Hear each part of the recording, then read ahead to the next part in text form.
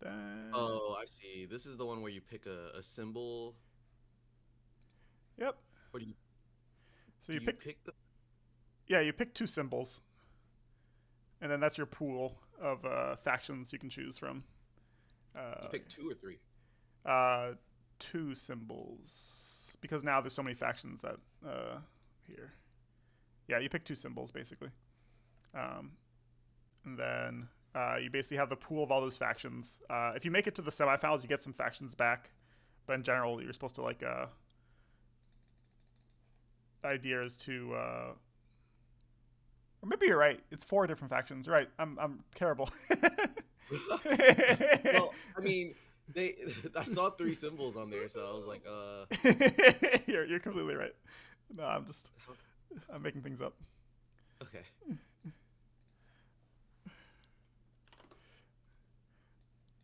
Were you able to survive the cold Texas last weekend? Just Oh, the the apocalypse? apocalypse. The snow Oh yeah. apocalypse. Yeah. Yeah. How'd you hear about it? Are you I'm in Texas too? Texas. Yeah, I'm in Dallas right now. I'm moving back to the East Oh, Coast soon. oh, Yeah. perfect. Yeah. Yeah. Yeah, yeah, yeah. No, well, I imagine it was worse in Dallas. Mm. But I'm in Houston and Mm. it like barely got kind of frosty. Uh Okay, that's good. it was a bit over exaggerated and I get why cuz it's like, we lost power for quite some time, I think a year or two ago. And so there's just this kind of apocalyptic trauma we all have here in Houston of anytime it gets cold, but Yeah, really it wasn't that bad. the 2020, right? That one was nuts also. Are you Yeah, was it or 2020? Yeah, 2021? there was one that was really bad. Mm. And then oh no, no, last year or a year ago or 2 years ago now. God, I can't even remember. No, we lost power in the summer due to a hurricane. It was different. Oh yeah, you guys get a lot of hurricanes over there. That's one good thing about Dallas is yeah, you don't have hurricanes Yeah, don't affect no us. hurricanes. Yeah. Yeah. All right, let me shout out the stream and then oop,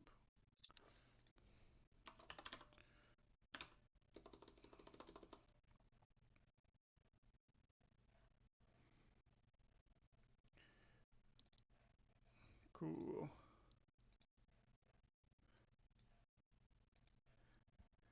So what do you think about because this might play into an effect. You shared your tier list with me, and I shared it to the stream, and everyone was very excited to go through it. What do you think about the two new factions? I guess what are your initial thoughts? Because I think they're in the pool. Yeah, the dragons are at least drakes. Yeah, I mean, so I think they're interesting. I'll admit I tend to have this pattern where I only really play one faction at every release. Like I'll try them both, but like I get really hyper fixated on like mastering or just getting into the details of one. And so I think this release I just got really into the dragons. Mm. I've been on this kind of like assassination trend lately. I think the last release I was playing a lot of the Spectrals Concave, Uh huh. and yeah, that I mean I think it's interesting. They definitely bring a lot of different flavor to the Summoner Wars universe. Um, right now, I feel like they're not. I don't feel like any of them are like completely overpowering. They're not. I don't. Nothing really screams S tier, right? Mm-hmm. And so I've kind of just put them in the middle right now because I think they both have their very strengths they can lean into, but they also have very significant drawbacks. And so I think they're a nice, like, very well balanced deck that goes into different types of play styles without really breaking or changing the meta too much. So they're fun. I guess I'll just have to see how they do competitively. We haven't really had a official plaid hat tournament Yeah, in a no, I while, right? wish I wish there was just to like even with last release, right, to see how strong or how well the Spectral Conclave do, how well the Guild Dwarves and like you said the dragons do. Right. Yeah, like I don't know. I thought we would have one every release, but I guess they've been busy. I'm not sure. I haven't really been keeping up. It's been like a year more, right? It's been what was the last one? 2025 or 2024? The last one we had was a deck building one. Oh, true, right? true, true. Yeah, yeah. Last one was deck building. Back when Blood Summon was still, those are some crazy turns. Crazy games. Oh yeah. Oh man, it's been a while. So which faction are you enjoying? Which faction do you have the most fun with right now? Um, Oh, definitely Spectrals. mm, I've been spamming a ton of games with them, and it's like this weird like position of it's a weird positioning game because it almost feels like if Renewed Hope became a deck, that's what this deck feels like. And so I've been just kind of that's a good I've way of been saying it. really enjoying the kind of like two-turn checkmate aggressive decks. And I just find that like decks that are pretty keen on just like usually one game plan, which is just kill the enemy summoner without too much setup. Like it makes I'm finding it hard and difficult to like play very complicated decks nowadays because I Mm. tend to overthink it too much, Mm-mm. and it kind of like paralyzes me in making decisions. So I just kind of like love full sending it and then seeing kind of With the how it conclave. goes.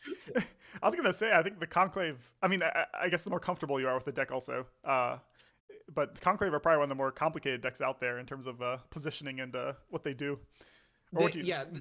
yeah, yeah. I mean, okay, so they're not a simple deck by any means, but like the complexity of it is like kind of like the micro positions you have to put the units so that you almost force them to depart, or Mm, so there's a little bit of thought to it. So it's not just mindless like I don't know cave goblins, right? But no. um it's not like I'm playing high elves or gosh, when I was even playing the guild dwarves, I like them, but like the foresight you need to put the structures in a position where you just don't completely screw yourself over is sometimes just too much for me to think about, and so I like tend to stay away from that. But I know what you're saying. Yeah, that like, faction is Guild Wars breaks my brain. It's yeah, yeah. And I tend to like decks that have a very straightforward like discard strategy. So when mm, I'm playing like the Spectral Concave, it's a pretty much a zero cost. It's pretty much the same structure as Cave Goblins, right? Where you have mhm. a three suite of zero cost commons, a two cost, and then you can probably pick one or two champions you're gonna play, and then you have an idea of what to discard every turn. Mm. Um, yeah, I feel like when I play Summoner Wars now, when I get to the Magic phase, I'm like faced with Sophie's choice of like, do I get rid of you or do I get rid of you? And it just kind of breaks my heart. And I always feel like I make the worst decisions. So That's funny. But yeah, so this will be Teddy Bear versus Orange Lazarus. Orange Lazarus, I'm sure you've played multiple times, have talked to them. I think you've been on a few podcasts with them. Um, yep.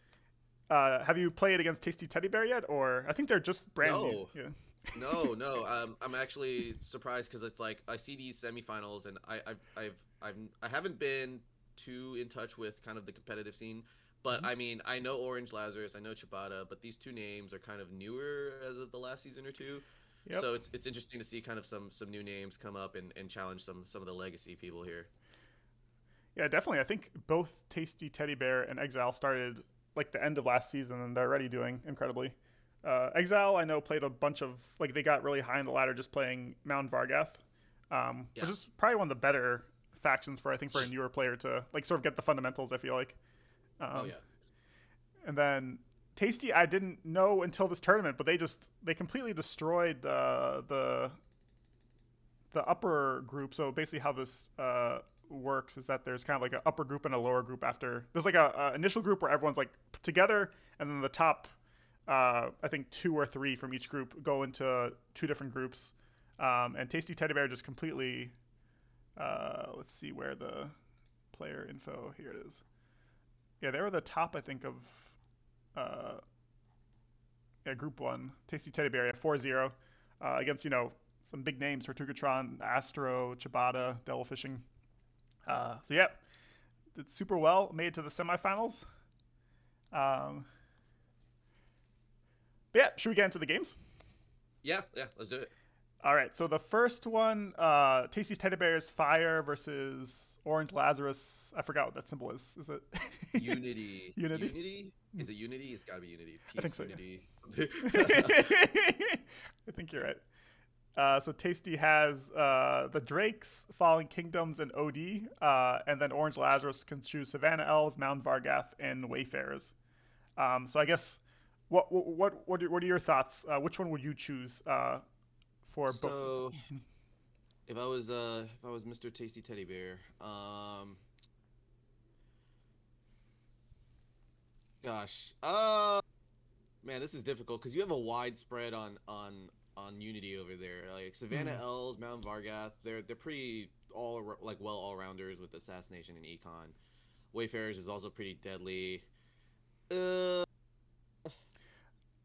I guess do you see anything you would not pick as Tasty Teddy Bear?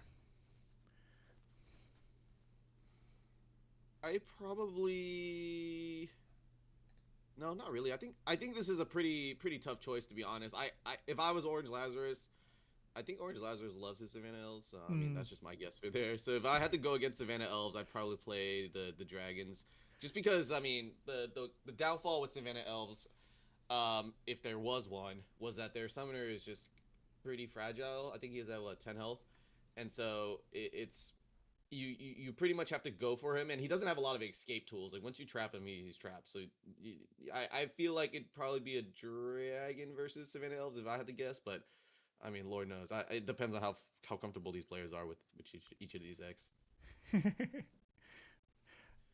Yeah, no, I I'm agree. guessing you already know. No, I might have been spoiled on their factions earlier, so I don't want to say, but I agree with you. I think that's a great. Yeah, I think the most well-rounded and probably strongest is Savannah Elves for, and also Orange Lazarus is probably arguably one of the best players at Savannah Elves. And Right, right. like you said, one of the best techniques against Savannah Elves is abusing the fact that their summoner only has 10 health, and trying to sort of rush at them before they can build, some giant boost economy, with a Medi Mimway in the back, just getting boosts on everything. Like the Chibata, I have nightmares of Chibata, just Yeah, a yeah. bunch of gates. And so just getting in there quickly, which dragons do, could be a good strategy. I am uh I am now just joining the chat. I see Tasty is actually commenting. Uh so maybe I'm right. Maybe he did pick dragons. Oh, cool. I didn't know that. Oh, yeah. I think you told me, Tasty Teddy Bear, that OD is your favorite faction. OD's great. But OD is very predictable, especially for such a veteran player like OL. DR is new, so I hoped OL wouldn't be as knowledgeable about it. That's true. Yeah. Also, newer factions, people know less about in general. So that's a Yeah, good point. yeah. five five ranged Abu never forget. True. Yeah, that was kind of silly. Yeah. Okay, let's see. And ASCPYWY says hi. I'm not sure who that Yeah. is. That's a friend of mine. Oh, cool, cool, cool, cool. Very cool. Do they play Summoner or? No. He's just watching. Just realized on this one. Yeah. Cool. They actually Okay. different than we thought. But Dragons was picked, and then we have Wayfarers on the other side. Wow. Yeah. That's this will be an interesting game. I mean, like you have two very aggressive decks that kind of just want to go at each other. It's interesting because Wayfarer wants to be on your side of the board, and the Dragons don't do extremely well because they can't bring gates on the other side of the board, but they can summon units. So it's gonna be this like come at me, bro type of game. But oof, yeah. Have you played this matchup before? Is there any? Do you think it's sided one way or another, or you don't know enough at this point? I have never played this matchup. No. Okay. Yeah, I mean, I've played a ton of the Drake's on. I mean, I've played a lot of them. I love them. I think they're a lot of fun. It's gonna be interesting because I think typically against heavy aggro decks, especially like these hyper cannons, you don't really want to play big health units. Like if I was fighting Wayfarer, I would try to just spam low cost units because they don't really have ways to get around multiple they don't have multiple attacks. They Mm. just have three attacks. And so the advantage of having a huge champion kind of is diminished because Celeste could probably take that down pretty fast. But I mean, Yeah. we'll see. Yeah. No, no, I agree. I think it sounds like a very explosive matchup. So let's see how it goes. I'm so happy that Joe implemented this. You can reverse. You can see what the other person has. That was probably one of the best changes to the spectator client. Well, having the spoilers or the turn. Being able to see what cards both players have by Yeah, yeah, yeah. switching the board. So my only feedback for that Hmm. is that I have to hide, like I have to like kind of close my eyes every time I'm making a game-ending potential move because Oh yeah. I don't want to see if it ends, like if it worked or not. Like it's like when I get into a game and I see those arrows, I'm already like depressed. I was like, dude, did I lose? I already lost. God, how did I lose? Sorry. Okay, let's get back to the game. But No, no. Yeah, great point. Actually, let me quickly, because right now I have the quick attack animations. Do I? Auto dismiss event enable. No, I don't. Okay. Not sure why it's here. Anyways, uh, so OrangeLazarus has a forward gate, blocking the forward gate spot of, or blocking the main gate spot of TastyTeddyBear. Um, and then I'm assuming they're gonna discard more than one magic, or maybe their hand's all they have a very low cost hand. Yeah, yeah, okay, this was another turn. I mean, just look at this. This is crazy, right? Like, I mean, a four. So first off, probably one of the better opening hands you could have as a Wayfarer. Mm. You in the first turn, you're already on their side of the board. You have three gates up. You can attack three times. Um, I mean, yeah, this is just about as good as it's gonna get for Wayfarers here. Like, it's a pretty tricky situation because like now you have so many threats to deal with. How do you handle the gate on the flanks? How do you handle the waypoint that you just put down, and then it's just gonna be constant pressure. And so that's a strong opening, and I mean that it's gonna be a very difficult game for the Dragons to kind of come back from this kind of early initiative. 100%. 100%. I agree. This is a very dangerous position, especially because it looks like they're going to be able to get this forward gate spot, potentially even damage Pyra. Uh, Basically, yeah, clear the board. Um, and yeah, this is looking tricky if the dice hit for OrangeLazarus, which seems like it is. These Ember Outriders are like surprisingly annoying. Yeah. Definitely trying to clear them as fast as possible is a good strategy. Ooh, a Firestorm. Okay. Taking out the waypoint. Okay. Gets the dice. I guess the Firestorm to guarantee the kill on the Adventurer. Sometimes it's a 60% chance, I think, for a 3 out of 4, and it's kind of important that that goes. Though no gates. Yeah, this is a tough one, right? Like you're already crowning the gates. I mean, luckily there's a gate in hand here, but you're pretty much spending a turn to try to recover from this, right? When you crowd, like Mm-hmm. just there's not a lot you can do in this kind of situation. I mean maybe just take the flank and hopefully put a safe gate, but like neither Brimstone or Pyra is safe here, so it's gonna be tough. But I Yeah, guess we'll see. we'll see if there's a way of dealing with this. But yeah, it does not look. It's not looking good. Okay, nice gate position. It's gonna be a little bit hard to outside blocking the Celeste. It's a little bit hard to get a unit over there. Though it is Wayfarer, so I'm sure they'll figure out a way. Why do I still have the quick dice here? I need to. All right, I'll figure out after this game why the quick dice are still. I have this for I've live actually games. I've actually never seen. Is the quick dice when they just show it like that Yeah, on exactly. the? Yeah, yeah. It's kind of cool. I didn't know they had that. I highly recommend if you do 45-minute games, especially if you have like decision paralysis like I do. It's it Yeah, yeah. saves you like a minute or two. But I think for sometimes it goes too quick when it's for also like it diminishes the suspense sometimes for uh Oh yeah, yeah, yeah. I see what you mean. It's like, oh, when I play games I like this also because then I like you said I don't need to sometimes just waiting on the dice can be uh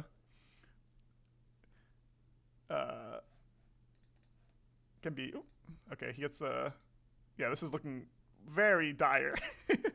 But let's see. Yeah, and I mean, again, it's like how much of that can you really put on like the dragons? It's not like you could really answer that so fast. It just is a it's a situation where if they get the right hand, it's just a very difficult one to turn around. And so like I mean, you can make all the right moves and still be unable to answer something like that. I mean, three gates, pressuring, crowding, it's a tough one to come back from.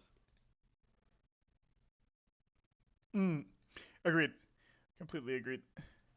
Um, yeah, and like you said, just not drawing a gate in the first half of your deck is always, or in the yeah, till the second hand against this opening is really hard. There's a rise. Let's see. Oh, there's gonna be a rise attack. Wait, that's nuts. Was there a potential kill there? Actually, let's think. With the right cards, no, not with Rebel. Right, Because there's only one exposed flank here, and that's 6 dice. I don't mm, know how you. sorry, I thought these Yeah, Rebel mages were the other card. the yeah. the No, this so, is this is definitely a nice shift in momentum here. That's a lot of dice on Celeste. 100%. And Celeste also doesn't have an easy way of leaving here. I guess the advantage here, because you basically have to move the rogue back. Yeah, you basically have to use all three moves to basically get Celeste away. She can use the waypoint. Oh, true. She can use the waypoint to get away. Good point. Good point. Yeah, to get out of jail card. Safer than I thought. All right, so it's down to 4. Voyager away. Oh, okay. Tez. Waypoints away, like you said. Yeah, now. That's 5 dice on Pyra. Yep. Oh no, well. Not oh. Oh, a 0 out of 2. You gotta love those. uh, this is such a funny board state. Also, just like completely clogged Yeah, everywhere. I mean, it's Lord Slayer is doing a lot of work here, though. I mean, he's done like what 10 damage this game. Yep. Throwing away all those. I mean, throwing all those dice. All right, after this game, I'll fix the Nestle in chat said how to fix the dice so it goes a little slower. I see. Okay.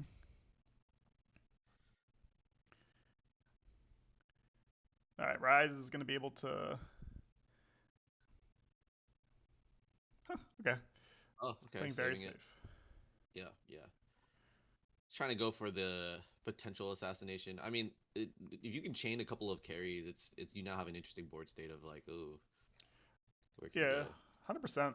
Especially because Celeste is down to 4, so potentially even a Yeah. Pyra or yeah, some combination. There's a lot of combinations, I guess, with Rebel Dragons potentially with whatever those events are, which do a damage to snipe Celeste if OL is not careful. Mm-hmm. Yeah, Outriders are such an annoying card. I think They they're. they are they they're like Ember Archer's annoying cousin. Yep, exactly. You have to get rid of them, but you feel Yeah. like, and then when you whiff on them, it feels even worse because you feel like, oh, I'm just gonna spend the two sword dice on them, and then you get 1 out of 2, and they're like, goddamn, Yeah. Very solid card. Also, the blazing speed where you can get 2 procs from it is also you can trick your opponents into. Oh my god! Oh, Oh, oh! oh! All right, let's go through that again. All right, before it I goes. told you. I was It like, doesn't dude, if you work. can get a chain carry here, it's over. Like and that's wow. Okay, so you got a wormling. Yeah. That. Well, I mean, I guess we'll see on the dice. It's a 4 out of 6. God, don't Yeah, make me do live it's favorite, I guess. Yeah, that's what probably 80% It's a ish. pretty high chance. Yep. That's it. I've seen you whiff those. The famous game versus or what was it against you? Water D missed that. Let's see. Oh, barely gets Oh, it. exactly. Too. Wow. Wow, what a game. What a crazy ending. And yeah, I mean the chain carry. It's such a difficult thing to sometimes like predict the board state because you have a what was the reach on that? Like Yeah, let's see at the end of the last What is round. that? A2 to let's see, One, two, D6. three, four, five, six, seven, eight. Yeah, it's literally just eight eight Yeah, spaces. a range of eight, right? Like how do you avoid a range of eight? You'd have to cover all your gaps. Let's see if OL had the. He didn't have any other gates. He would have had to put a unit behind him, but he probably didn't predict that. That yeah, like you said, Yeah, the double carry. yeah. I feel like in Summoner Wars, there's like two main defensive strategies. One is like you just stay the hell away from them, and so you kind of like go as far as you can and hope they don't have the range to reach you. But if they have a lot of range, I find that techs that have a lot of range typically don't have answers to blockers, and so you just kind of like get all your units and just stack them next to you, and generally you'll be okay. Mm. But yeah, it's wow. That was a it's a hard one to see too because you think, oh, I'm safe. I have a gate protecting me.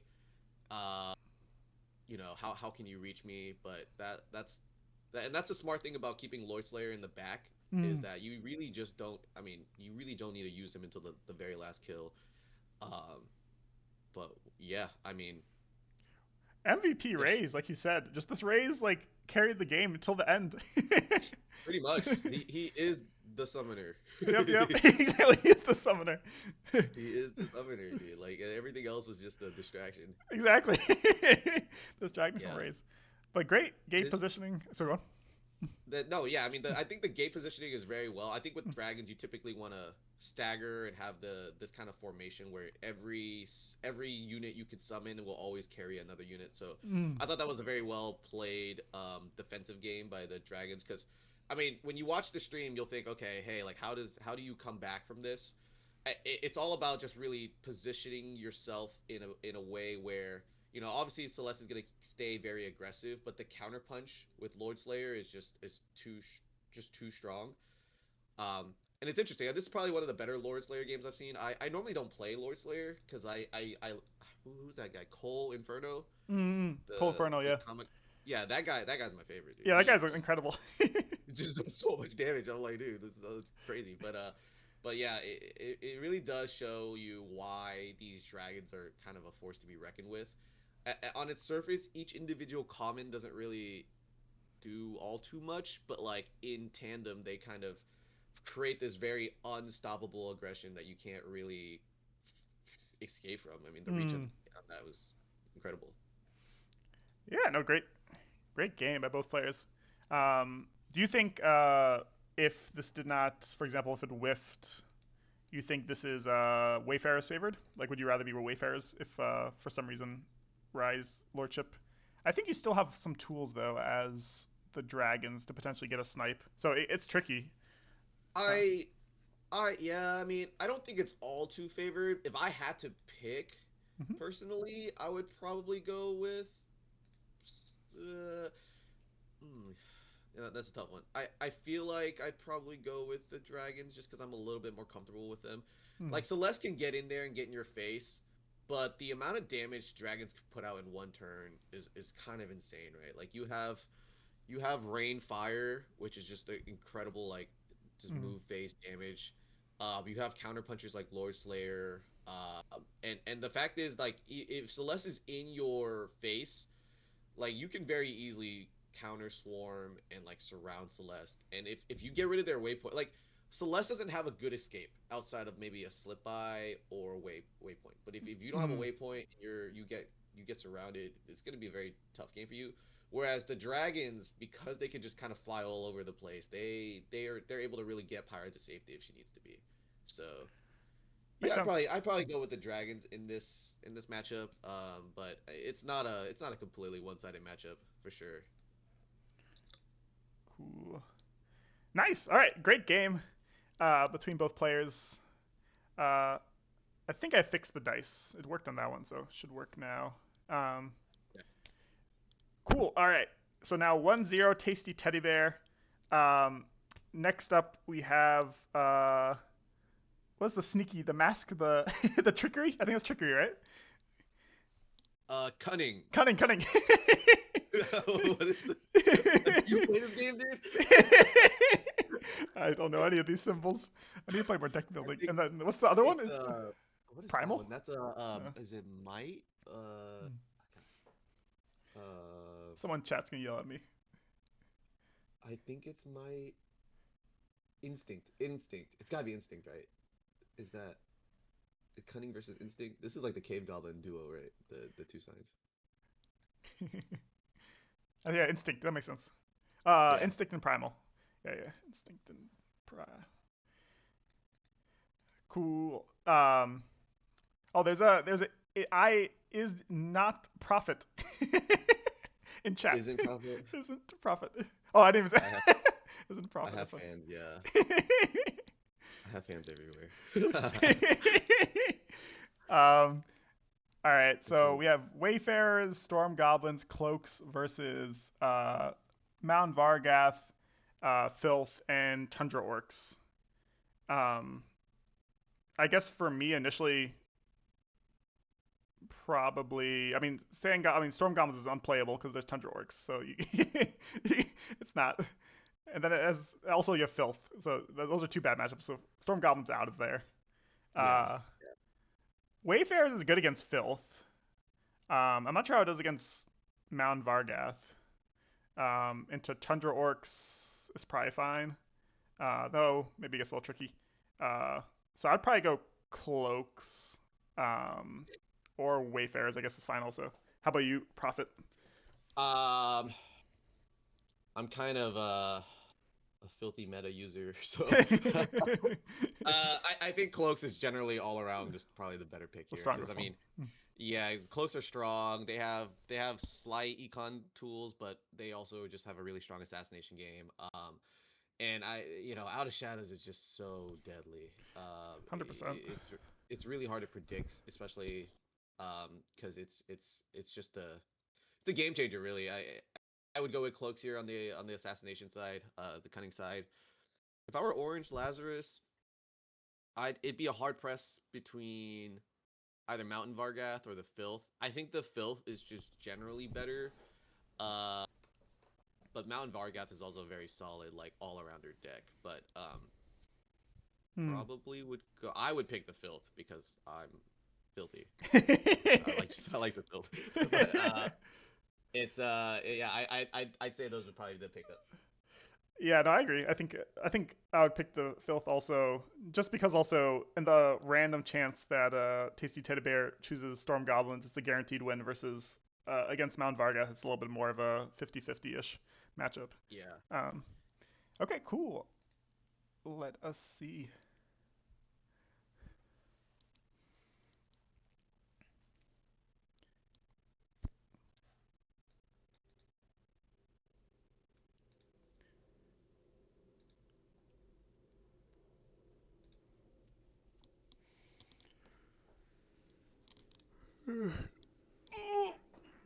Let me load these games beforehand. Just that.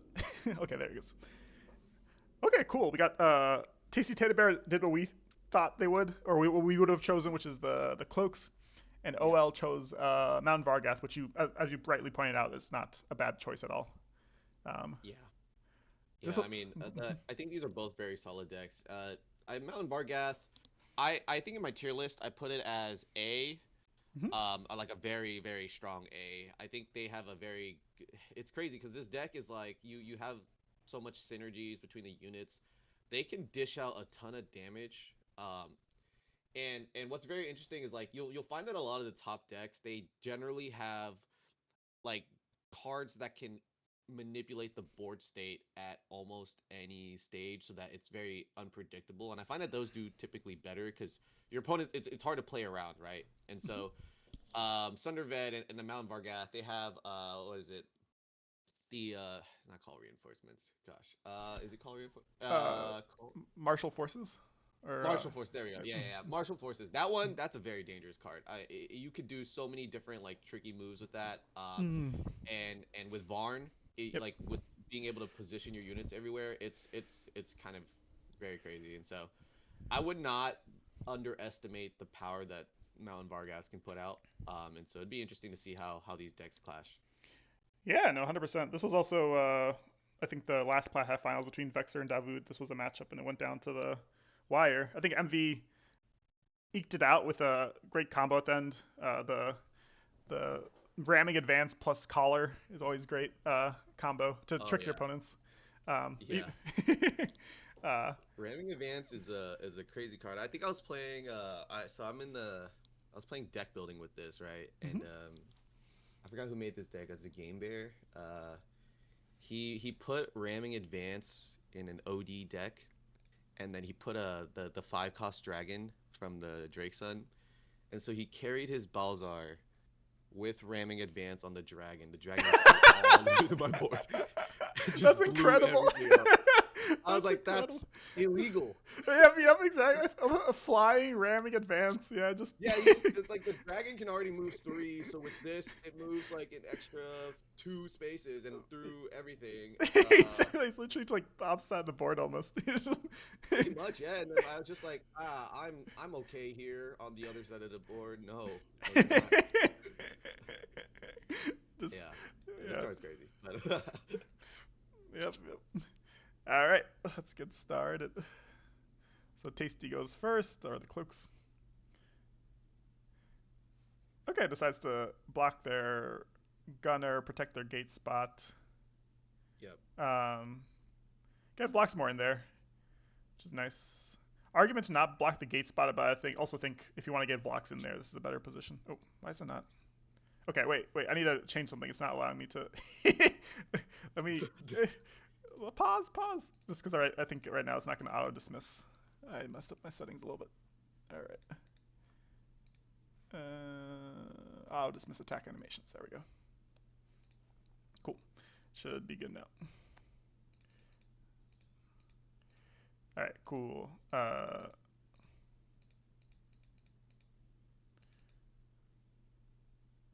All right. What happened here? I The think it's hand cannon on bugged. the sniper. That's I guess they they changed hand cannon, right? Yeah, they changed hand cannon where it can't be on machinist basically or bandit. Okay. Okay. Yeah. Yeah. Yeah. Okay. Yeah. I figured that was probably that makes sense, right? Like how does a melee unit have a hand cannon? Exactly. It was a flavor change because it just didn't make sense. Thematically, it didn't make sense. Nothing to do with balance whatsoever. Yeah, but also it just blocks. Just I agree. I mean, like you said. I mean, of course you're joking in terms of it was just because of the flavor, but yeah, blocks with 8 dice and then just degenerate gameplay of machinist in the corner just chilling was a. The fact that that was like the most optimal play anytime you played cloaks was yeah, it makes sense that was nerfed. Yeah. Also, like you said, from a RP standpoint, it doesn't make any sense that a machinist has a cannon if it's. Though is it holding a gun? No, it's holding a wrench. Okay. Yeah. He's a straight up mechanic. I see. Okay. Like a sniper as a sniper makes sense. So this is a cool interaction. I think a lot of people forget that smoke bomb does not prevent abilities from being used on the unit. Just it can't be attacked or Yeah. targeted. Yeah. Yeah. So nice use of brutal force by OL. This is a nice play. Too bad they don't have a gate here, but otherwise a little bit Yeah. a little bit exposed to potentially dagger if they had it, but does not seem. Yeah. Like an out of shadows dagger would be dangerous here, but unfortunately, Does not did have not it. have it. Yeah. Ooh, a Yeah, whiff. whiff on the slinger. Another whiff.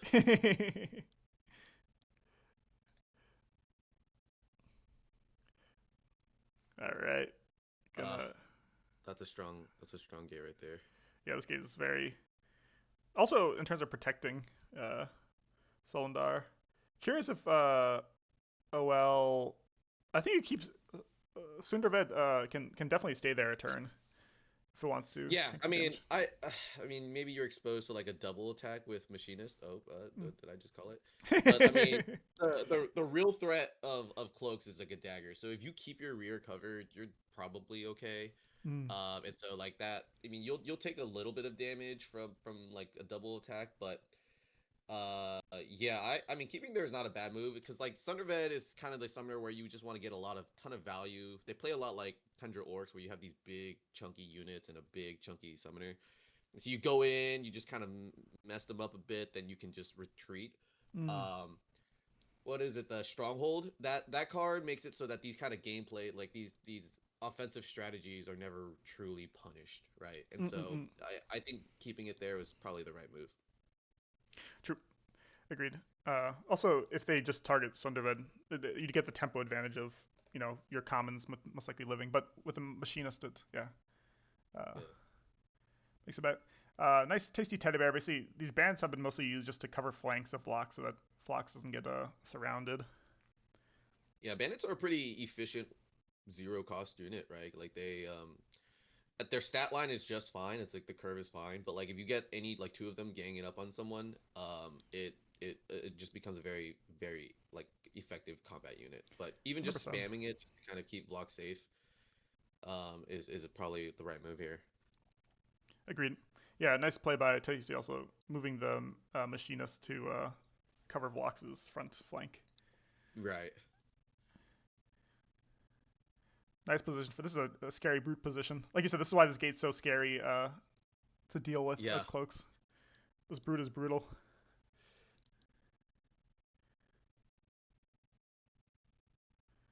Able to kill the Machinist band. goes down, Right. damage on blocks. Okay, I guess OL is going for damage. Probably assassination play when he could have killed the bandit, maybe. Stronghold? Okay. Yeah, I could have went for Think the great. bandit down here, but decides to instead go for damage on blocks. Yeah, stronghold makes It's sense a here. Yeah, it's an interesting stronghold move. Typically, I feel like a lot of players they see stronghold as like let me just go all the way back to my gate here. Yep. Down here. But I think strongholding to the side, it because one of the disadvantages when you stronghold too early is like you kind of lose all that forward momentum Hmm. when you're pushing through to make that offense. So you don't always want to go to like your most rear gate, and so just somewhere where you're well protected. Because if you just retreat in a position like this, you're probably going to lose your forward gate, and then you kind of lose all that momentum you've built going for blocks. Yep. No, good point. Interesting bringing the brute back. I guess to protect the slinger is the idea. Idea.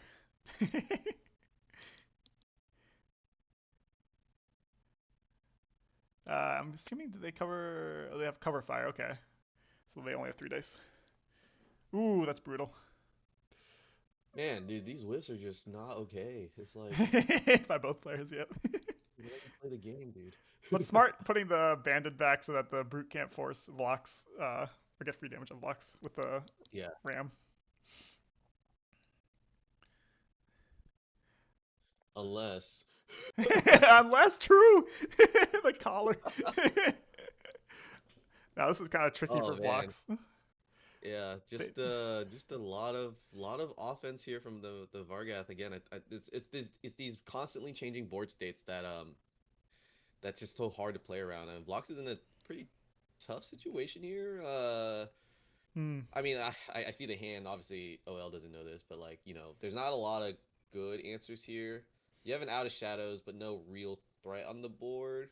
I mean, luckily you do have like another gate, but I potentially see some corner play here with the gunner. Like maybe you can try to hmm, like retreat back and shoot with the gunner, but it's just so tough now because like Vlox is in a very scary range of health, yeah, and eh, yeah, I mean you're gonna really have to try to figure out how you're gonna get out of this corner because I I just don't. It's gonna be difficult. yeah. At least they have moto boots, so they can get blocks to the other side of the gunner without having to move the gunner. So that saves, potentially gives you more options. The question is, Yeah. where are you putting the moto boots on? I'm assuming moto boots Yeah, gunner. there's not a great unit to put it on. You could maybe put it on the gunner, but that gunner is gonna die. Yeah, the Like next the, turn. the gunner is gonna die. So like you have to kind of make this like cost benefit analysis of okay, do I put it on the gunner? And you don't really need to uh, get it on the gunner. You could just probably move back and then Hmm. move the gunner to the right and then just Cover use fire. both of them to cover each other. Hmm. But yeah, you're probably discarding one of those moto boots unless you want to live. So Yeah, the other sad thing is there's no good way of getting Sinsen uh, and like ideally you'd want Sinson and float blocks or something like that, cover fire, Sinson blocking or something, but it's a little bit hard with this Yeah. position. All right, let's see what happens. So we do get the Moto Boots Gunner. It looks like. Okay. Here's that corner play. Hmm. Potentially some damage on. Oh, bad. Dude, Not- this blocks. This block. it does not like his dice. Oh my god, dude, these rolls are atrocious. Yeah. Oh, that's a nice play, getting the 2 dice by pushing the bandit up. To, Yeah. very cute. All right, we get the battle leader. Martial forces. Okay, potentially getting more dice on blocks this turn. Yeah, it just, I mean, the shooting through units, pushing units around, moving the Vargath have just a wide range of stuff to just constantly attack you. Granted, these are just wet noodle fights right now, but the range dice this game have been really pretty bad.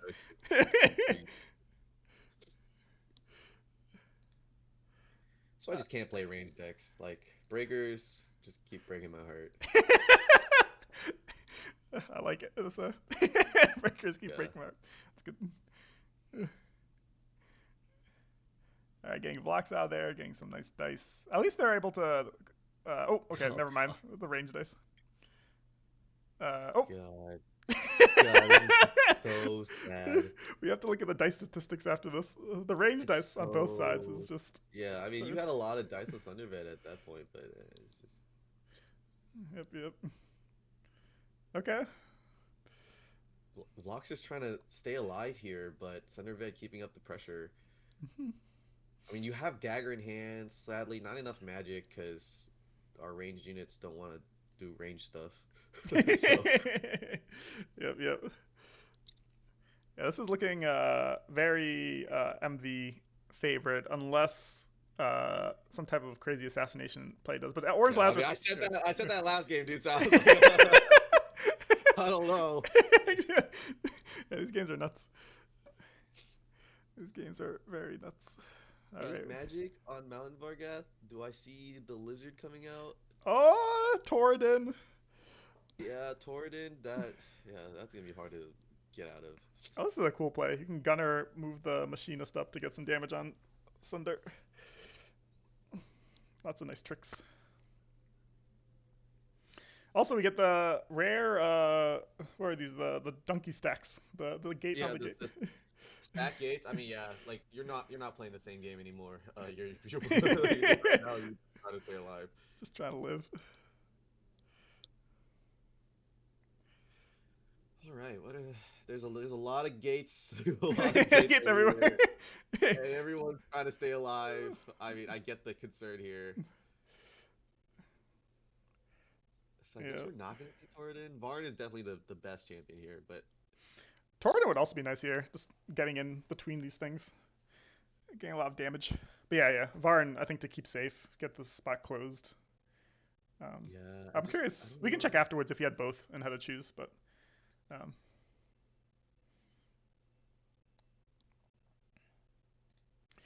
We get a super sniper. Yeah, I guess he's trying to stay on the left side. That fighter is in range though, so I guess he's not really concerned about that. Yeah, we'd have to get. It doesn't. You'd have to kill the sniper. I guess if both, it'll be a little bit more dangerous. Oh, interesting. Okay, I'm assuming this has to be a stronghold play afterwards. Yeah. Or martial forces. Martial forces also. Martial forces, I think you still die because they have the gate spot. Oh, interesting. Okay. Yeah, they're the stronghold. Yeah, very strong.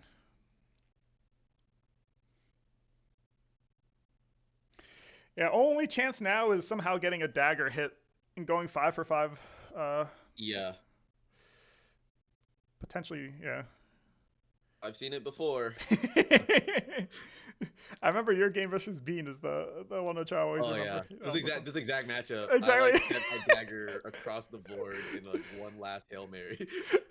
And you can see OL thinking about this. Like, look at this gate. Like all gates are just surrounded. Dude, he's not taking any risk. We have to ask Tasty Teddy Bear afterwards. What was the game order? Maybe this is after, right after he just got sniped by Rise. He's just taking Yeah, no chances anymore. yeah,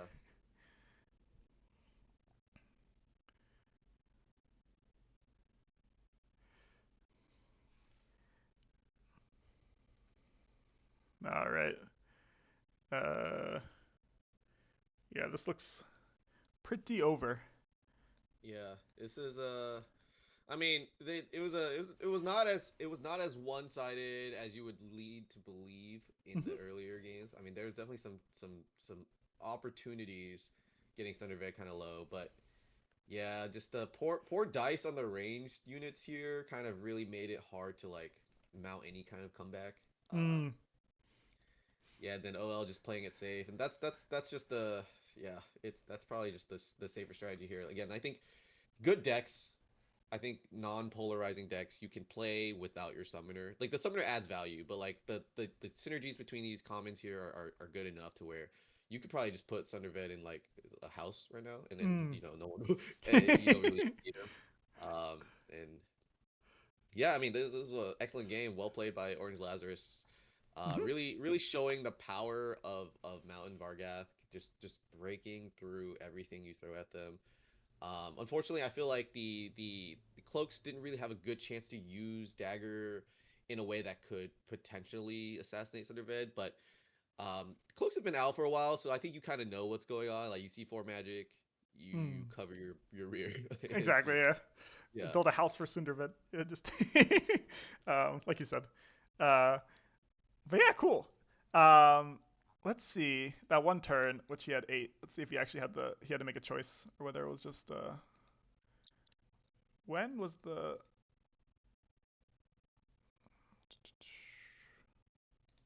somewhere around here, I think. One before. So this is one. So he did. Sadly, he didn't have the turtle. Did he? Oh, he had it in Uh, his discards. He baited us. he let go of it really Yeah, quick. Yeah. yeah. It's a huge investment, but like I mean, if you're already pressuring them enough, you probably don't need it. Varn is just for five magic, just so good. Like you do so much with Varn. 100%. I definitely think it's in the top. I mean, I'd have to work them all together, but definitely is like the S tier of champions is just so good, or top A S tier. Um, Yeah. with Dagger also. Uh, Cat Really. here says looks like the orange bunkers out of PTSD. Game order is accurate. Yeah, yeah. You could see the he was taking no more chances to a surprise assassination. Exactly. Uh, truly built a stronghold over there. Tasty, if you're still in chat, what was the order of the games that the dragon, your win with the dragons was before this game, or He said the game order is accurate. okay, cool. So I guess yeah. I guess it was you played the dragons first and then I don't know. Does the tournament work where you play like you go top down and you just do the first matchup, then the second matchup, the third matchup? They're all played at the same time, but it could be Oh, they're that all playing whatever. at the Yeah, same time? Okay. Mhm. It's in that order. Cool. Ah, nice, Lunak. Nice to see you in the chat. Oh, Um, hey, Atlantic. okay, down to so it's 1-1, tied all up. Will Yeah. OL make it to the finals or Tasty Teddy Bear? It all comes down to this. So Tasty Teddy Bear. This is the primal, I'm gonna, right? Is this... I'm, no, I'm gonna let you guess these symbols. This is an This is interesting one. definitely not primal. None of these are primal. I'm not sure what these ones are. The whatever. Are you Leaves. okay? Can you guess either of them? Growth. This is growth, definitely. Yeah, that's growth or earth. Earth, yeah. Um, the This. other one is like wind, movement, Oh, I mobility. see. I see. Primal? We just watched primal. Yeah, it looked like scratches to me. That's the reason why. But yeah, it does look like wind also. It does. It does. I can see it. The wind. The wavies. Um. Uh, All right. So you have storm goblins, drakes, or breakers against fungal dwarves, swamp orcs, and savannah elves. Um. I mean, storm goblins is fine, but I think you have to be good at them, and also it's not comfortable, let's say it that way, into Savannah Mhm. Elves. Against, if they did choose Fungal Doors, which I don't think OL will, it's a free win. Uh, Against Swamp Orcs, it's actually a tricky matchup. I think that'd be a really fun league matchup. I thought it'd be Storm Goblins favored, but I played against Aaron during Tournaments of Champions, and that was a very fun game where they both have tools to deal with each other. But again, I don't think that's going to happen. Um, Drakes, of course. So uh, I guess Go on. how does the interaction between the Drudger who like negates damage Mhm. and then I guess the like summoner ability for the Storm Goblins work? Does it I Mm. guess because it all happens at the same time, you would negate the damage and you wouldn't get the kill because Mm. I don't unless you can choose the turn order of no, you can't choose the turn order of the damage, right? You only choose the turn order of resolving the effects. I don't know. That one's tricky. Yeah, I'd have to remember it. I think I for Okay, Tortugatron says Drudger would negate Mug taking it. Okay. I see. Yeah. Yeah, it's I love this I love the Storm Goblins when they came out. They were really fun. But I found that like when people figured out kind of the strategy against them, they kind of lost a lot of like power because Mm. you the major drawback of Storm Goblins is that if you really just punish the summoner, their deck just doesn't do anything else. Like without the summoner in the action, you just have a bunch of random units that kind of just do whatever, right? I mean, there's a couple of champions that can maybe take the game, but like outside of that, you punish the summoner hard enough and you cannot get him in positions to use his ability effectively without like losing the game, then you really don't have like a plan B. And so it's kind of tricky, especially if you see something like swamp orcs on the other side where you could just easily get one-shotted Yep.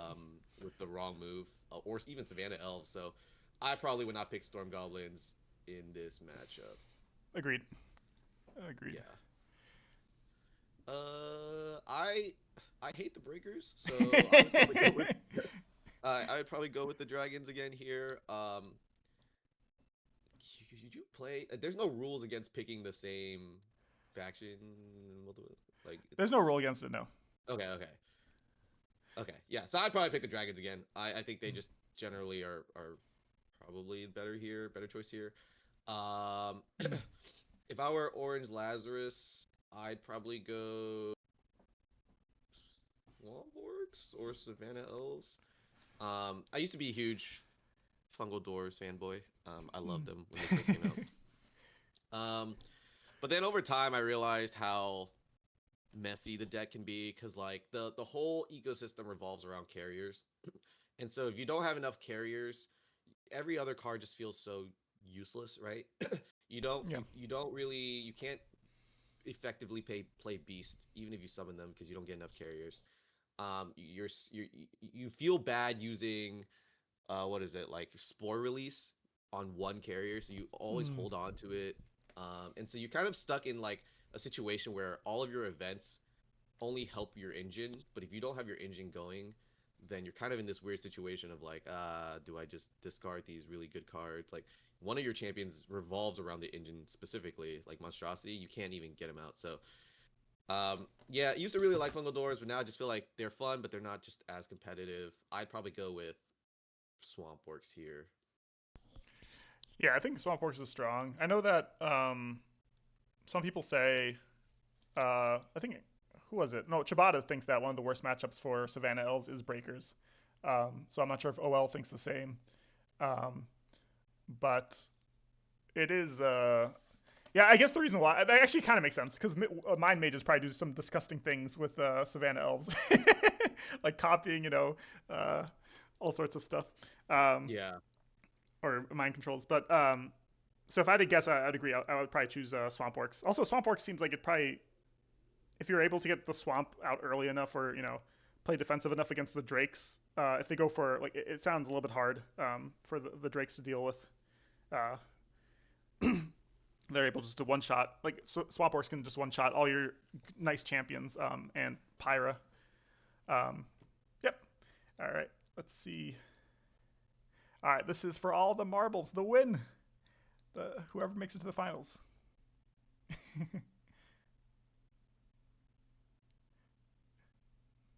The blue Tortugatron's hate for ST. I will The say worst. ST is one of those factions which is kind of annoying to play against because you kind of have to like switch your mindset. It's like playing against cave goblins. Like they're not the best, but at the same time you do have to play their way to win the game, right? Um, Right. Yeah. It's so annoying because you're just like, wow, I'm just constantly taking damage and I can do nothing about it. Oh, would you look at this? It's dragons versus swampworks. yep. We predicted it. I think this is the no. Did we predict the last one? Yeah, we did. I think the last one was Mountain Varg. You predicted it. The Mountain Vargal versus Cloaks. Yep. Yeah, yeah. Cool. It's gonna be interesting. I mean, I think as the swamp works, right? Like your goal is to probably just punish Brimstorm every time he peeks his head out. Yeah. It's gonna be scary because, like, I mean, generally as the dragons, you want to just go and like destroy Mug, but Mug can hit back really hard, so you have to kind of be careful. I think the weakness of swamp orcs is like their commons are just generally pretty fragile. They don't really do all too much outside of just supporting Mug. So if you really want to play an economic game here and just like fight off and pick off all these units, I Mm. think that'd probably be fine. So Agreed. Agreed. Yeah, I think that's how I would approach the matchup as the Drakes. Is I'd probably just try to fly around with Brim, try to avoid Mug as much as possible. But I think it's definitely a trickier matchup for Pyra to play. Also, but I do think this is like this is kind of very gate dependent on the Swamp Orcs. Like Swamp Orcs do need to draw gates yeah, quickly. Um, we'll see. but they have a ton of them, so Yeah, they do have a lot of them, so I'm sure they'll get them. Okay, Mug pushing up gets the gate. I think the one thing Astro told me, which helped me improve a lot at Swamp Orcs, is this first Bog Shaman needs to die. Like, do not try to yeah, protect this first Bog Shaman. yeah, yeah. It's adding too much value. Yep. All right. This is a nice. We get the blurb. Before this turn starts. It's because this is the last game. We can go a little more in depth. Outrider here is very annoying. It's like it's one of those things where anything which can do damage on the side, you always need to deal with. Similar Yeah. to yeah, the mutant from the filth and the Wayfarer unit. But yeah, Hmm. blub. All in on the gate, maybe? Oh, full gates around makes sense. This is very reminiscent of the Wayfarers game, actually. I know. I'm getting PTSD everywhere. Both This is a places. hard position to come back from, but then I see Lord Player in hand, and I'm just like, oh, am I watching the same game here? Yep. All right. Again, Dragonfire. It's gate surrounded, Yeah. has Dragonfire. This is very reminiscent. Okay, we're going in. I mean, going in on this kind of position is not terrible because, like, without any boosted units, Mug can't really like Mug. You can kind of see coming from a mile away because you have the boosted swamp. So if you're fighting against swamp orcs and you don't see like a swamp full of commons that have boosted, you're probably gonna be safe attacking him. Mm. So it's an interesting position for Pyra though because I feel like like Pyra didn't really kill anything here. I guess you don't really have another spot for Pyra to be in because Brimstone. Yeah, there we go. Yeah, okay, Mm. I see. I guess you could block the front of the gate, but then she'd be exposed to 2 attacks. Okay, I see. I guess this is kind of outside Muglug's range. It's still a little bit scary in terms of if what would be the comp. You'd need some type of Vine Mancer play to get Mug in position. But I mean, Yeah, this turn I'm assuming OrangeLazarus is going to try to just get damage on Brimstorm. Um, I'm not sure. I mean it's the only real target you can Go make for. decent progress on. Yeah, especially with only no swamp behind him. I mean, that's one nice thing is that for Tasty Teddy Bear is that there's no giant swamp behind the Smugglug. But yeah, Hey let's. Kaloon, Hmm? I got my coffee flavored popcorn ready. What is coffee flavored popcorn like? We have to Google it afterwards. That does sound interesting. Does it have Yeah. like butter on it also, or is it just like Yeah, I would the? imagine like probably like caramel corn, right? Or Mm, maybe. that does sound yum. All right.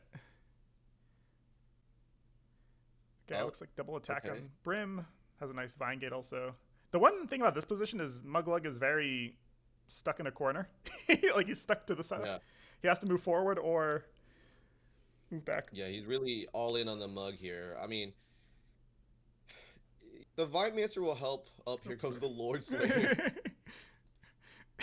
Okay, go on. Yeah, I mean, like, so it's scary. Mug putting that gate there is tricky because like now you really don't have an escape path. You're all in, Mm, right? So I mean that Lord Slayer is probably gonna be very threatening on Mug, and I feel like a lot of people get a little confident with Mug's regeneration ability because it is a nice heal 3, but if you're trapped, you're trapped. It's like mm. there's no real way out of it. And Lord Slayer is probably the right answer in this situation because like you're putting a huge unit in front of Mug. But I guess we'll see if Lord Slayer can even stay alive in the turn because Turn. Mug can obviously punch back really hard. Yeah, it's an interesting turn in general, I think, because you sort of have two different options here. Let me go back to it. Now, I'm curious what your thoughts are on this turn from OrangeLazarus. So you basically have two different. I guess we can look at their hand also. Uh, okay, that makes a little more sense. You kind of like have two different options here. It's like, do you just poke at them, right? You can just poke at Pyra, potentially, just get Blub to just hit and then, keep Muglook safe, or do you try to, Brimstorm is pretty exposed here. Do you just go for it like he did? And then in a certain way, you do have to block this spot just because of some type of like they have 7 magic. They could whatever the other dragon's name is, get a pirate attack and potentially like 7 dice on Muglug. Um, Yeah, I mean, I going for hmm, Brimstone is not the it's not a wrong move. I think I would have gone for Brimstone here as well. The gate though is like where I kind of like hesitate to say should I have put it like right next to me because again like you're pretty much committing to the offense there and I guess you feel maybe you're in a strong position but um I wonder if maybe you know, OrangeLazarus here thought, there's really no escaping dragons, so you just kind of commit to mm, this position. But I've always been kind of very like I've gotten burned in so many games where I put gates like this because it's just generally a very scary situation because it'll take you forever to get out, and if they pressure you, there's not a lot you could do about it except just hopefully kill everything in your way. mm. Um, Lucky for the deck, they have Vine Mancers, so they could just always True. cover Mug if needed. But Good point. All right. Let's go back to this perspective and then let's. So we see Rise. This is the last Dragonfire, which is kind of nice for OL that they don't need to worry about clumping their units as much anymore because both yeah, Dragonfires are down. Okay, a little bit sad on the dice, but um, decent damage, decent decent damage. damage. Yeah, interesting. Keeping. I think I would have kept. I would have reversed the order here. Actually, I would have had Pyra. I guess they wanted the Dragonfire damage. That's what the Rain of Fire damage. Sorry, that's the Yeah, reason why. Yeah. Oh, I think they're gonna try to kill their gate. you think so? Oh, yeah, It could be. Because they have one, two. Yeah, it looks like because they have a third well, attack, so they can do it there. That's funny. yeah, but you'd be hoping for a 3 for 3. Yeah, 3 for 3, and then get the Yeah. Drudger in there. Oh, that is a crazy attack from Mug. Yep, yep. All right, Rise is down, so no Rise assassination. Yeah. Interesting. So they Oh. prioritize that over, and it works. They prioritize over the potential chance for the Brimstone. Yeah, yeah, and that's kind of like why it's like tricky to put a gate there. You could have killed the dragon, Yep. but you have to now like kill the gate because you're in a very like you recognize the situation, which is like, hey, if I stay here, I'm gonna die. Yep. Yep. No, that's Like I fine. will eventually die, and this is probably the safer move, but it just sucks that you have to like use one of your attacks to go and do it. But 100%. 100%. oh, and I can see it already. Pyra's gonna go hit Mug, but before she does, she's gonna Firestorm the Judger. Kill it. I'll get 2 attacks. Yeah, Firestorm seems really good Yeah. here. Nice play. Yeah. Yeah, Firestorm the Drudger. You can even use it on the. Oh, you can't use it on the Ashen Raider. My bad. Yeah, it's Yeah, too yeah, far. too far away. Mug down to 4, which is scary. So the max they can get up to is 8 again. Uh, But does Pyra risk dying here? Potentially. Oop, Oh, there's Blazing Blazing Speed. Speed. Okay, Blazing Speed makes sense. there we go. I was gonna say, I was like, oh, that's a pretty Risky. risky position to be in. Okay. I mean, look, it's like, yeah, Mug went from fully healthy Hmm. fighting to now like almost about to die. And it's tough because like you would think with the combat oriented like Muglug you can make these riskier plays, but you got to be careful sometimes because it's like sometimes you don't draw regen, sometimes they just hurt a lot. And now I don't know. I feel like you have to really think about where you put Mug because he's one shot away from dying. Hmm. So True. Yeah. Especially if you don't have any regenerates. The good thing is the Lord Slayer is dead, but you're starting to think about other, they have a lot yeah, of ways of dealing, I guess, 4 damage.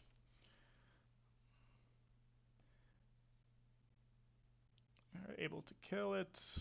Yep. We've seen this so yeah, many times the past few games.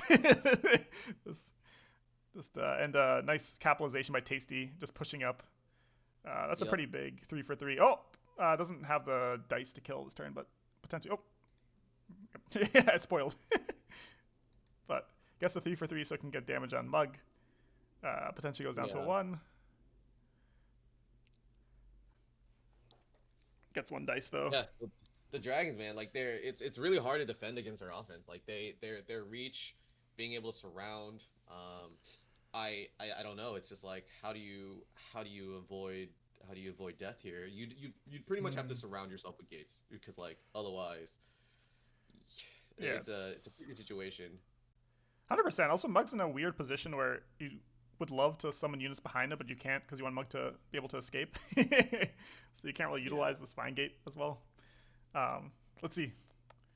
Let's see.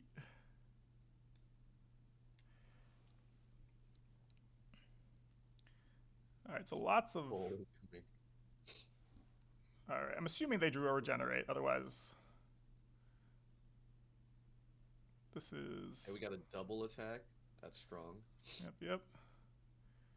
Ooh. Kills Cinderwing, and then's able to. Okay, strong. Very strong counterplay. Oh no, regenerate. No regenerate. Okay, this looks. Yeah, Looks dire. This looks dire. it But does look very we'll. dire. Okay, let's think. So this is. They do have the recall though. Okay, so this is a little bit safer than I thought it was gonna be. I was gonna be like, if you whiff this, you're dead. Yeah, if you whip it, you're dead. But where would you I guess you could recall to the side. I mean, even then, that's still Even kind of then, it's yeah. not a. If they have a So it's judgment. pretty much a gambit here. You gamble that you go for the kill, or you die the next turn. I just Yeah. don't. So it's either a 3 for 3, which is what, a 50? Let's see. What are the odds on this? 50, 50? Let's see. Is 3 for 350? Is it really that low? I think it's like 30, 57% or something. Oh, 58%.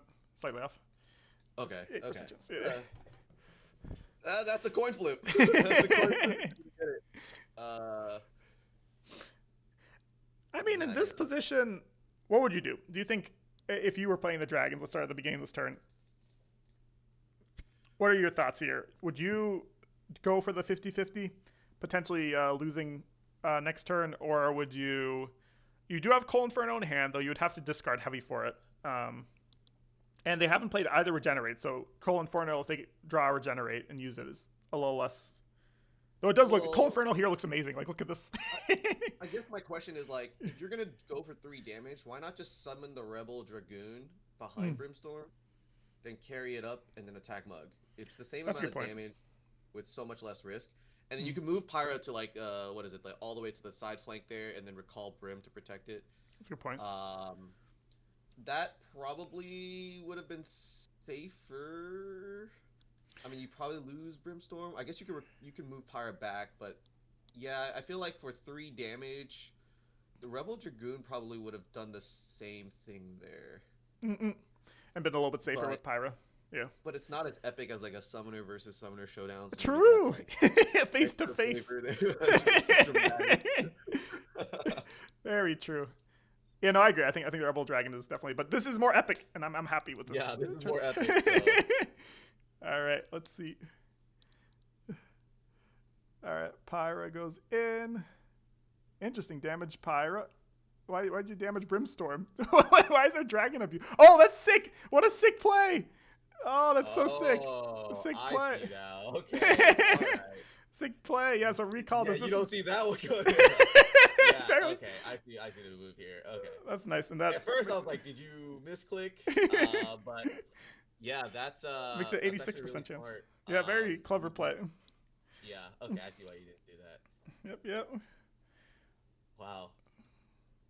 Very clever. If this works, nice finish. If not, just it's one of those games. Let's see. All right, and gets it. GG's. Sick play. GG. Wow, there's a lot of flavor in that last move here. I mean, you have a sacrifice of your childhood dragon for the greater good of the battle. Yeah, this You could be a send movie. Pyra. Yeah, pretty much. Yeah, Brimstone carries Pyra through the wall. She charges in, challenges Muglug alone in a 1v1 duel, but then like sacrifices Brimstorm to get Oh, in win it all. range. That was an amazing play. I'll admit I didn't see that move to begin with. I was Mhm. looking at the hand. I was like, man, I see the Dragoon. You would think recall is the like for like a safety measure here. You really don't use the other half of recall to really like, gain damage. It's just there because like otherwise it's a completely useless event. Um, 100%. but no, that was definitely a smart move, and I think yeah, that was a great game. I I'll admit I thought you know Muglug would have a better chance here, like killing the dragon, and it just goes to show you like if you had killed the dragon early on with that 2 additional damage instead of killing your own gate, there would have been a chance where the game could have gone differently. So perhaps that gate was probably why you now have to fight on the back foot here. Hmm. But I mean, yeah, it was an incredible play by both sides here. It really just shows you like some of these decks are kind of crazy in terms of like the damage they could put out. Um, I don't think I saw any regenerates on Lazarus' side, bro. Yeah, I think OrangeLazarus played well. I don't think I saw too many mistakes. I mean, I think the only thing which I could think of is that their two regenerates were in their last, like they just drew their first regenerate, which definitely hurt Yeah, them because they would have not been able yeah, to die to that if they had a regenerate in hand. I mean, in which case it would like it still doesn't guarantee that they win, especially with Cole Inferno. Like you said, Cole Inferno is like incredible in this matchup probably. Um, but yeah, it's very it's just an interesting matchup in general. I'm not. I wouldn't say even not based off this game whether it's. I wouldn't say it's a like you said a dragon favorite or not. Um, would be a cool league matchup. Massimo should. This should be next league. Yeah, dragons versus swamp orcs. yeah. No, for sure. Again, I love the dragons. I think they're a pretty strong deck. I haven't. This is kind of like the first truly competitive scene I've really seen the Dragons play. But I mean, they won both their games here, and so I'm starting to really think like, hey, are the Dragons A tier? Like, I mean, is it like what is it? Where does it really land? They're really showing that they can prove really competitive.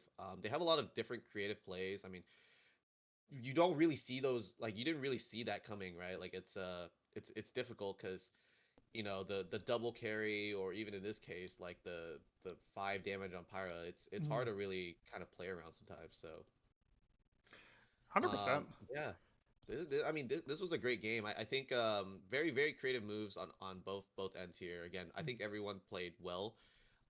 Sometimes it just really comes down to like can you draw the right cards at the right time, Mm-hmm. and then can you it like decks that have a very difficult to predict board state, especially in the attack phase. It's like really really hard to come around. Mm. Um, but Yeah, yeah, no, I mean I think this was a great matchup. I'm glad to see these dragons are getting some action. They got picked both times, and yeah, I see. Teddy says they feel at least A tier strong champions. Yeah, yeah, I agree. I think I'm wondering sometimes I like to think about like decks I would take into like the next tournament. I usually try to take one of the new releases just to try to test them out, but like we're 2 releases in now and I don't know. Um I might take dragons. I mean they seem promising. It makes me want to queue up some dragon games right now. But yeah, it's interesting. I was talking. So I talked to Vexer recently because he's taking a break, and he said like one of the reasons he left was because of guild dwarves. He thought they were just the most busted shit. But again, I think guild Really? dwarves are just so complicated that you'd probably have to spend a lot of time with them to get comfortable with them before I'd be comfortable bringing them to a tournament. Um, so I'm curious how, like you said, the two new decks do, especially because dragons are giving me kind of the Isle of Wicked vibe, where I think initially people thought that they were on the weaker end, just because usually rush factions are not that strong. But Mhm. like you said, this tournament game and just in general how people seem to view them makes me think that they actually might be, like you said, A tier or potentially even S tier. Yeah, I agree. I think the thing with rush factions are like, yeah, like independently, the deck isn't really like strong on the curve, but where their real strength lies is creating these situations where you put them in a two-turn checkmate, right? Like you do enough damage to threaten them, and then like your next turn, there's just really no way to escape the final bits of damage. And you have a lot of different like a damage like abilities in the move phase and the build phase, and then even in the attack phase and magic phase with you have a combination of like rain, fire, and then Mm, blazing speed. yep. You can just get the last bit of damage if you really need to. So it really is like you have to commit to it, and we saw that here with the sacrificing brimstorm. Like you commit to the kill, but if you can get it, it's game over. 100%. No, that was a sick fit. Like you said, it was like a cinematic, like a you just have to sacrifice your best friend to win the war. Yeah. You uh, said you said Tortugatron chose the order of this. yeah, Tortugatron shows the order of it. I agree with the order. You have kind of the dragons with a really strong comeback in the first game, hmm Lazarus with a really solid MV game in the second game, and then like the Empire Strikes Back with the dragons at the end. then the dragons strike back. Oh yeah, Yeah, I agree. awesome Tortugatron Vexer games. should come back and show us how broken they are. um, yeah, yeah. So now that we know that the turtle is a scam, he predicted if you did, so where my quotes came from earlier. If you look at the sign up information here, Tortugatron predicts that it would have been a 3-0 Tortugatron winning the finals over OrangeLazarus. Uh, Sadly, it did not end up that way. But next tournament, he claims this is what the tournament ending will look like. Uh, Wow, he's so humble. He gave himself some losses in this hypothetical. This is what is this? Is this like a example exactly. hypothetical matchup? Yep, yep. Oh, but I see all the beige Lazarus, clear Lazarus, gray Lazarus. Wow, Beige Tortugatron Lazarus. qualifying on a 2-2. Amazing. It's beautiful. Uh, um, yep, yep. Uh, cool. Do you want to, before you leave, give your predictions on what matchups Chibata and Exile will pick, just because their games have not gone yet, and then afterwards, yeah, we can end the stream. Yeah, sure. So the first one, well, you tell me these symbols. Oh, sorry. The cogs. No, I Yeah. know them. I want to know if you know them. No, no. Is that Engineering primal cogs. again? Logic. Logic. It's logic. Yeah, Yeah, yeah. logic. I think that one is like the build symbol, like the ones that have a lot of structures, right? Is that? I think so. Yeah, yeah. It's the Yeah, forge and the yeah. yeah. Um, It's primal versus logic slash. I call them building. They're not called buildings, but they basically are buildings. mm, Upgrades maybe. I say so. I know Chibata loves his polar dwarves. true, true. If I remember, I think his profile picture is a Savara, but Oh, I, personally, I would go with sand goblins or cloaks just because I like them better. I just think polar dwarves really went to the gutter because like they used to be a powerhouse. They had tanky commons that could just also be gates. Ice Ram was just broken. It just like you could Ice Ram and what was it, Glacial Shift, mm, and when it could affect summoners, like that was like a game ending move sometimes. But mm. my issue with Polar Dwarves is like now they don't really have a way to punish aggressive summoners anymore. Their damage, this goes back to the whole idea of like being able to predict board states during the attack phase. you can see all their like you can predict how much damage you're gonna take. Mm. Even their strongest damaging move would be like a bear cavalry with Ice Smith, Hmm. but you can see that coming because if it's on the board and you have 3 magic, you can see that. But outside of that, like you can tell how much damage you're gonna take, and so you could just theoretically put your summoner in the front and like know that it's not gonna die. There's just no way it can die because Ice Shift just doesn't affect summoners anymore, and I think that really killed the deck. Mm. Personally, not advocating that it should affect the summoner, but like it just felt like a lot of the raw damage and punishing abilities of Polydors really put it down in its back foot. So um, yeah, I'm not a huge fan of Polar Dwarves. I would say Chibata probably would pick Cloaks here. Exile, I can't see them not playing their favorite deck. Like, Yeah, the Bound Bargath. yeah, I mean, They if have been I were playing Filth them, though. Go on. Filth is good. Mm. Filth is great. I think Filth is Mm. a S tier deck, but I mean, you got to play what you're comfortable with, right? And I think it's a Cloak and Mount Vargat game, which is Yeah. funny because on the other side of the It spectrum, was we also exact saw that same. matchup.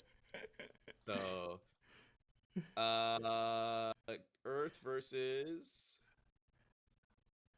Yeah, I think also. Oh, sorry. I think also. Filth. One of the worst matchups Filth has is against Cloaks, so it's probably smart not to pick them in that Yeah, matchup. yeah, Um, yeah, Earth versus Fire. Easy. See, easy yeah, for me. yeah. Fire. Yeah, that was pretty straightforward. What is that? Chosen Grove. Yeah, that's a symbol for that. Yep. I hate the tree. I'll be honest. I think the tree is it's a bad deck, and that's just I don't know if that's a polarizing opinion, guys, but I don't like summoners that can't move. Kill me. Like it just like puts you in really awkward positions, and like it just there's a lot of way to punish it. And personally, I think I talked to you about this when I did my tier list. I just think the tree is like I just don't see, and some people can make it work, you know, God bless their heart, but I can't figure it out. I just don't think the deck really does anything. It's not like even the commons are really that crazy either. You have a really cool like seasonal champion that like can do a lot of crazy stuff, but other than that, like I'm not a huge fan of the tree. Um, I think the frogs also got nerfed quite a bit. Um, True. Taking away being able to boost in any phase really hurt the deck. I feel like there's now so few surprises you can have with the frogs because Mm. you don't have these giant um Warriors. yeah these giant warriors anymore because like seers are cool, you can abuse it, but like um yeah, I don't know, I would go Savannah elves here, Yep. and then I guess on the fire side dragons. It's like Yep, yep. Those dragons are, I think, good. I mean, I'm curious to see the Savannah Elves versus dragons because I feel like that might. That seems like it's gonna be over in like 10 turns at most. Like either like uh, you get a power archer or power rhino just one shot, Pyra, or the dragons just overwhelm the elves before they're able to build any boost. I'm sure like whoever goes first, especially if it was the old Savannah Elves formation, whoever went first is probably like 60-40. It's like super favored in that yeah. matchup. I'm reading the chat right now. Someone lost all respect for me because I talked Oh, that's crap a about the beast, tree. beast that Yeah, slumbers. I'm sorry, man. I think the tree. I don't like the tree. I think 20 health is cool, but like, what are you gonna do with it if you can't move? They are very predictable. I will say that, but they do have cool force mechanics. They're also, if you ever need Prophet, if you ever need like you ever chilling, you just want to chill and have your brain off while playing a faction, like they are one of those factions. You're just cruising while playing. Yeah, It's you don't a ever have to think about positioning your summoner. I'll tell you that. What do we have here? Last one. Don't uh, say moon. Moon, no, Dark, right? Or Dark, Dark. right? Yeah. That versus uh again the inventors, the whatever creative whatever. Um, can't Yeah. go wrong with Hmm. any of these factions. With Tasty Yeah. Teddy Not Bear, really. or not with Chibata. Yeah. I think if I'm looking on their side, what would have the strongest matchup against these like building decks? Probably Shadow Elves. Yeah, it's interesting. I think because it's Shibata, he'll probably pick Shadow Elves because I think that's the deck which I see him play the most out of these three. Um, but there is an argument for all three, to be honest.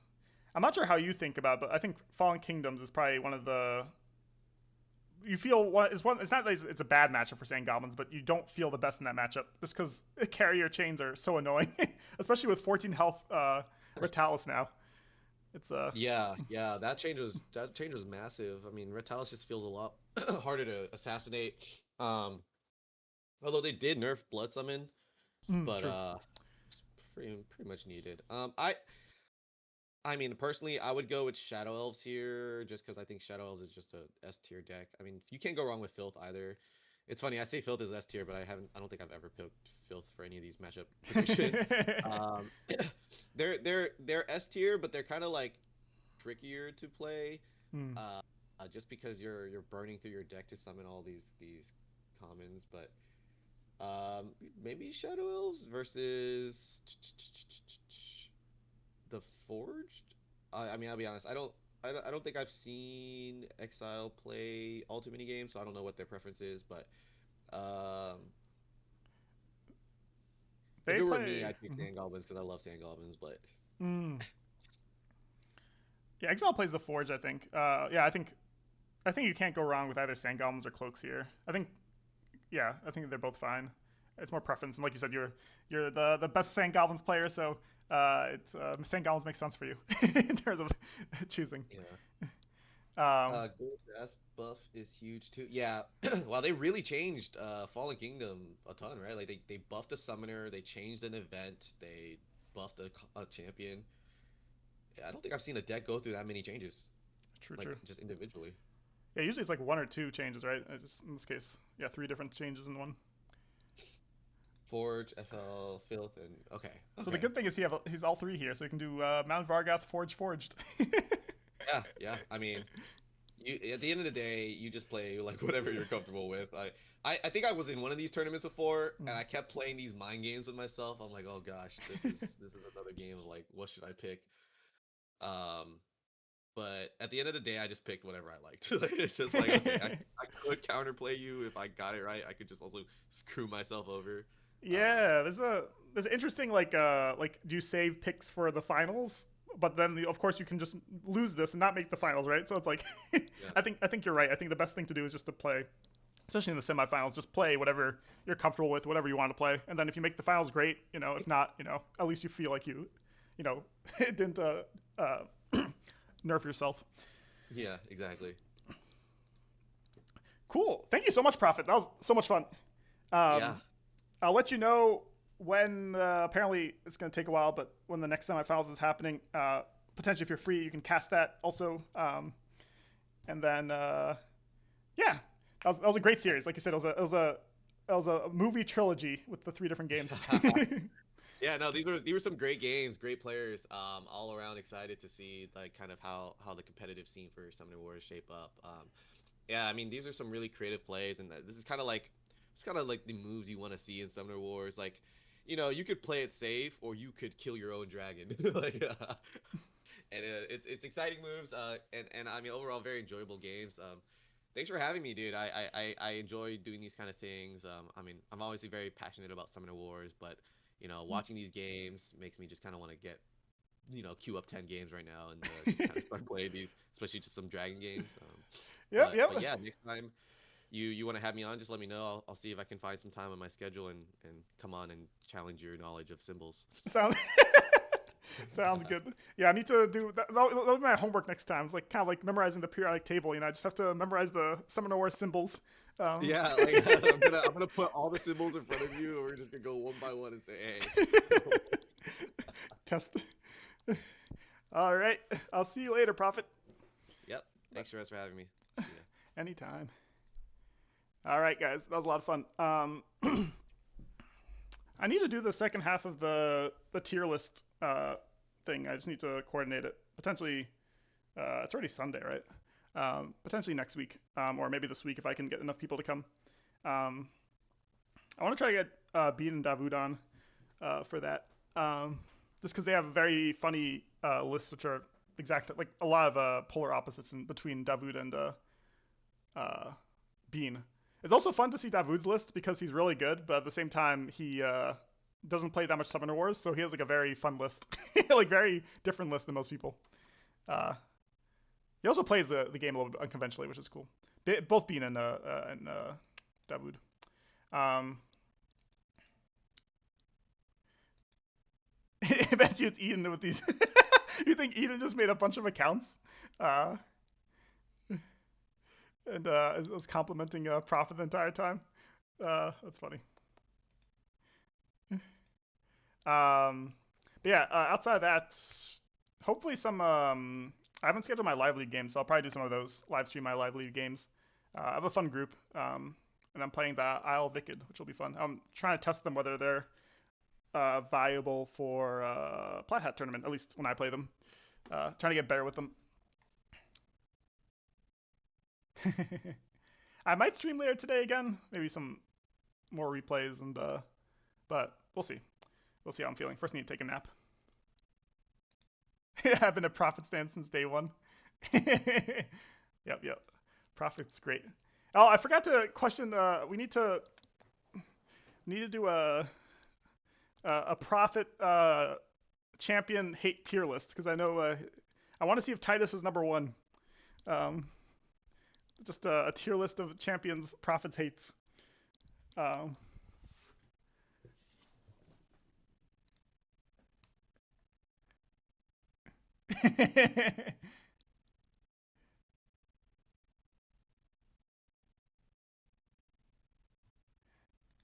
Yeah, it's Beast Slumbers. I don't always say Beast that Slumbers, but Beast Slumbers. Did I change it in the video? I forgot if I changed it in the YouTube video. I'll change it afterwards if not. Um, but yeah, I'm super excited. Of course, I I like Exile a lot, um, and I want them to succeed. So if they made the finals, I'd be happy. But I'm kind of rooting for Ciabatta just because thematically it'd be fun to have a newer player, TastyTeddyBear, versus an older player. But if it's two newer players, that's also incredible. And also just shows the growth of this game that we have so many high level players coming up and coming. Um, but yeah, uh, we shall see. The issue of Ciabatta being in the finals, though, is that means that the finals is not going to happen for another 2 months. That's the issue. But no, I'm kidding. Ciabatta is good. He's just a busy guy. You'd love to play both? Yeah. They're both very fun. Beast that slumbers, I see. It's the passing of the torch. True. Get out with the old. It's funny because also I think OrangeLazarus and Ciabatta are two of like Prophet is relatively new compared to those two. Like he's one of the newer like Vexer and Prophet are both like a different generation. Like Ciabatta and OL are both from like 1E, right? So it's like the 1E players versus the brand new players.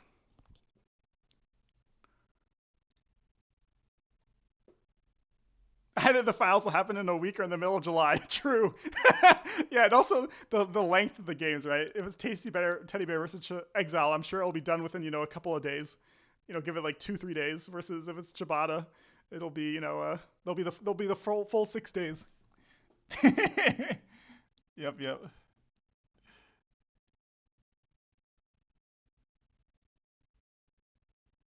Yeah, Prophet, you should join the tournaments. They're very fun. I think they're also a lot more relaxed. I mean, you played one before, but the vibe is a lot more relaxed than, for example, a Plat Hat tournament. Um, or even like Div 1. I think Div 1 is more stressful for me than Turtle tournaments are. But that's because 14-day games. 14-day games. I'm with Nestle. The 14-day games need to be outlawed unless like you should. It'll be like at school when you miss class. Like you need a doctor's note. Like there has to be like a doctor's note for a 14-day game. I'm against. After being in Div 1 that one time and then playing 14-day games, my brain died. But of course, if people are busy, I'm happy to play them. It's more just when every game's like that, it's just oh, too much time to think about a game.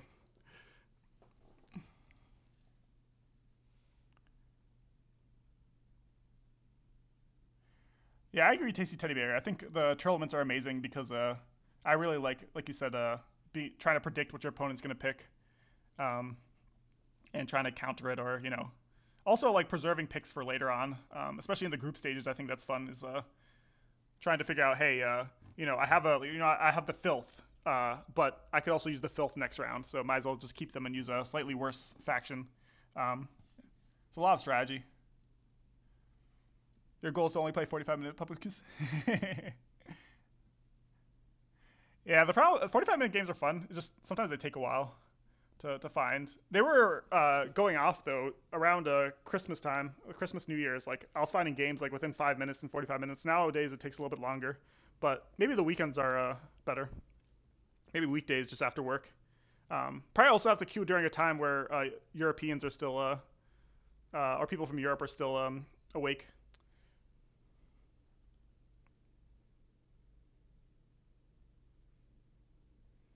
Uh,